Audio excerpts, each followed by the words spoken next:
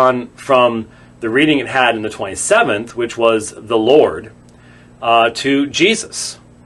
Now that's interesting. Jesus delivered the people from Israel. Well, that has got some pretty important theological ramifications to it. There's no question about that.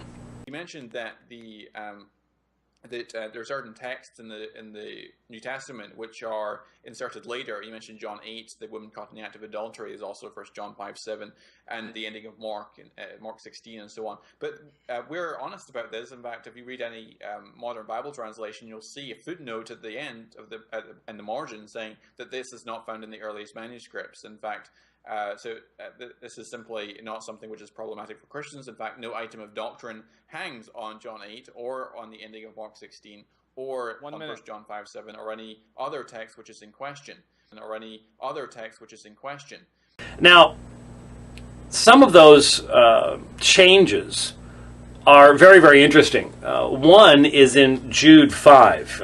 Let me show you what this looks like in my accordance setup, where I have a tremendous number of textual resources available. But since that's not really readable here, let me move that over to just two. That is the Greek text and then the specific textual information provided by the Nestle Aland text itself. This is the 27th edition, not the 28th edition. I did look at the 28th edition online. That at least is available right now. And I did find it interesting. If you're looking at the variant here, you will see that the 27th edition lists about 7 different readings, possible readings here in Jude 5. Now, before anybody freaks out about that, the major difference is between saying, knowing that the Lord having once for all, over against knowing once for all that Jesus. And so the question is whether it's knowing once for all or whether the Lord or Jesus once for all delivered the people.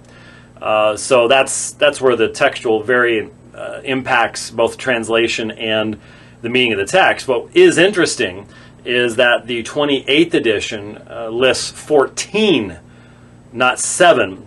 Again, all having some of the differences could not be explained outside of Greek.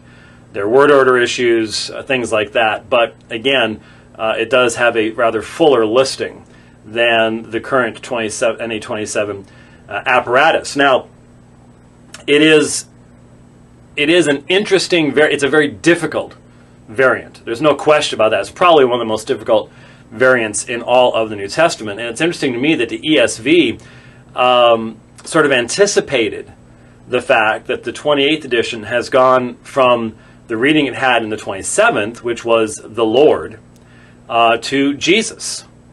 Now that's interesting. Jesus delivered the people from Israel. Well, that has got some pretty important theological ramifications to it. There's no question about that.